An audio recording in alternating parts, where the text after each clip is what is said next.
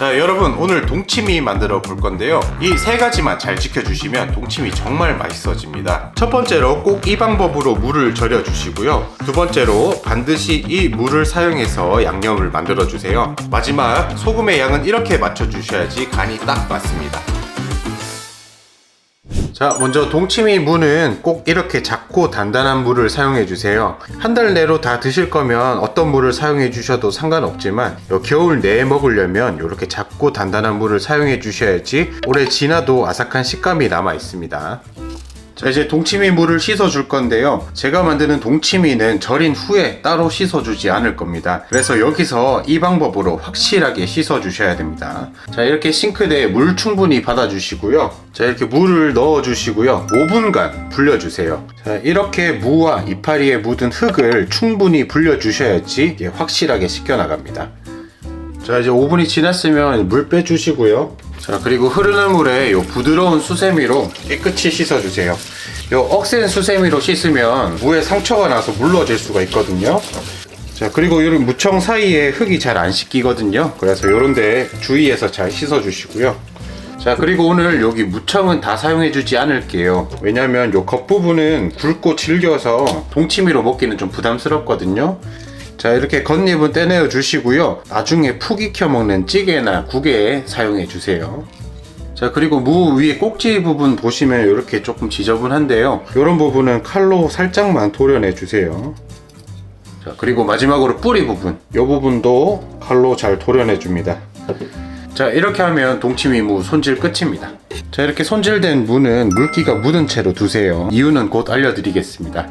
자, 다음으로 대야나 큰 쟁반 하나 준비해 주시고요. 그 다음에 이제 소금 부어 줄 건데요. 자, 소금은 반드시 간수를 뺀 천일염을 사용해 주세요. 간수가 빠지지 않은 천일염을 사용하게 되면 동치미에서 또 쓴맛이 날 수가 있습니다. 자, 대야에 소금 넉넉하게 넣어 주시고요. 자, 이제 무에 소금을 묻혀 주겠습니다.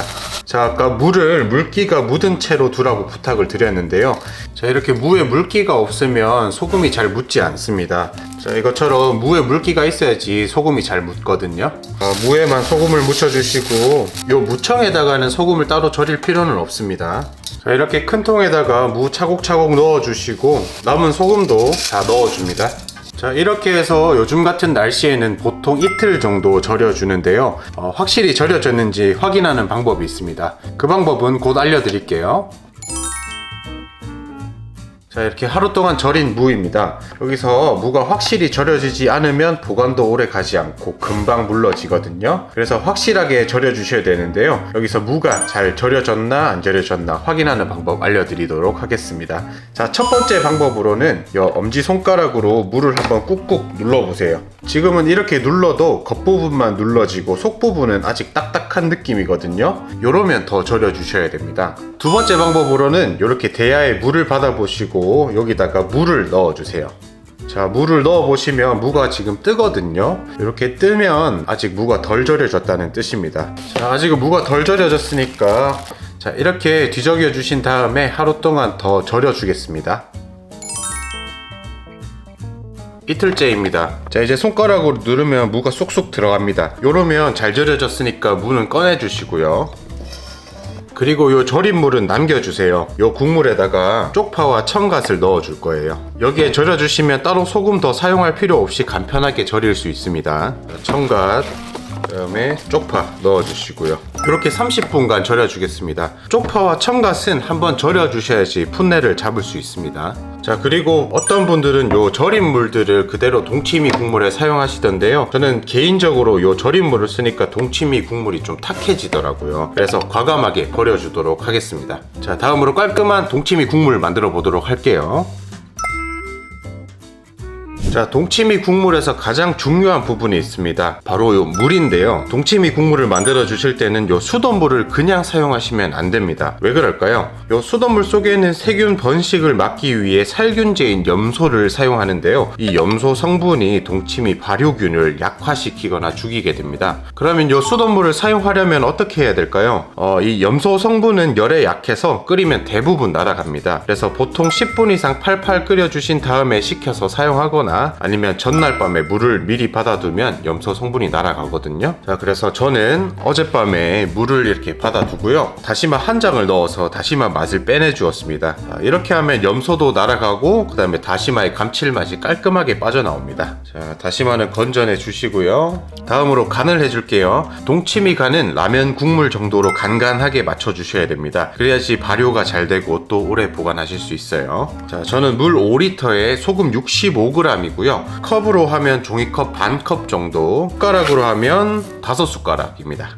5숟가락 넣어주시고, 다음으로 동치미에 단맛을 넣어줘서 맛의 균형을 맞춰주면 맛이 훨씬 좋아집니다. 그런데 설탕이나 매실액을 쓰게 되면 국물이 조금 끈적해지는 느낌이 있더라고요. 그래서 끈적임 없이 단맛을 내기 위해서 유슈가 3분의 1숟가락만 넣어주겠습니다.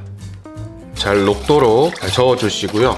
유슈가를 적당히 넣어주시면 건강에 해롭진 않지만 그래도 싫다 하시면 과감하게 빼주셔도 괜찮습니다.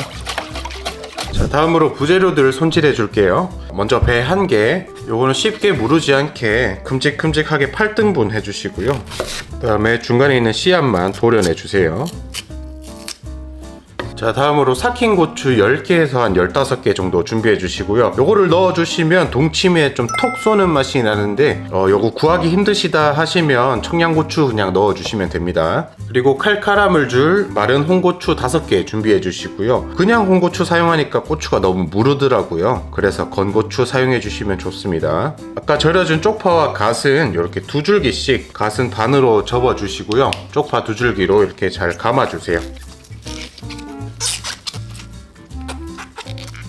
자, 이렇게 하면 한 번 먹을 양 정도 되거든요. 이렇게 해서 준비를 해주세요. 자, 다음으로 배보자기 준비해 주시고요. 자, 여기다가 청각 한 줌. 자, 요 청각은 향이 너무 강해서 한 30분 정도 불려준 뒤에 흐르는 물에 한 3-4번 씻어서 향을 조금 빼내어 주었습니다. 배보자기에 넣어 주시고요. 다음 마늘 7알. 요거는 일일이 편으로 썰면 번거로우니까요, 이렇게 으깨서 배보자기에 넣어 주도록 하겠습니다.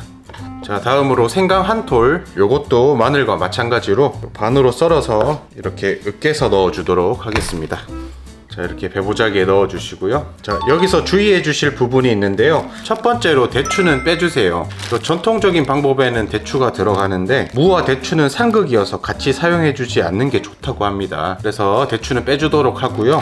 두 번째로 대파와 양파도 빼주세요. 대파와 양파가 들어가게 되면 진액이 나와서 국물이 좀 끈적하게 됩니다. 자, 이제 양념물 준비해 주시고요. 자, 여기 맨 밑에 배보자기를 깔아줍니다. 절인 무, 자, 그리고 나머지 준비해 주신 재료들 넣어주세요. 삭힌 고추, 건고추도 넣어주시고요. 그 다음에 이렇게 딱 공기가 들어가지 않게 밀봉을 시켜주시고요. 그늘진 곳에 한 2-3일 정도 숙성을 시켜주신 다음에 이 거품이 살짝 뽀글뽀글 올라오기 시작하면 이제 김치 냉장고에서 천천히 익혀주시면 맛있게 드실 수 있습니다. 자, 오늘도 시청해주셔서 감사합니다. 다음에도 또 맛있는 레시피로 돌아오도록 하겠습니다.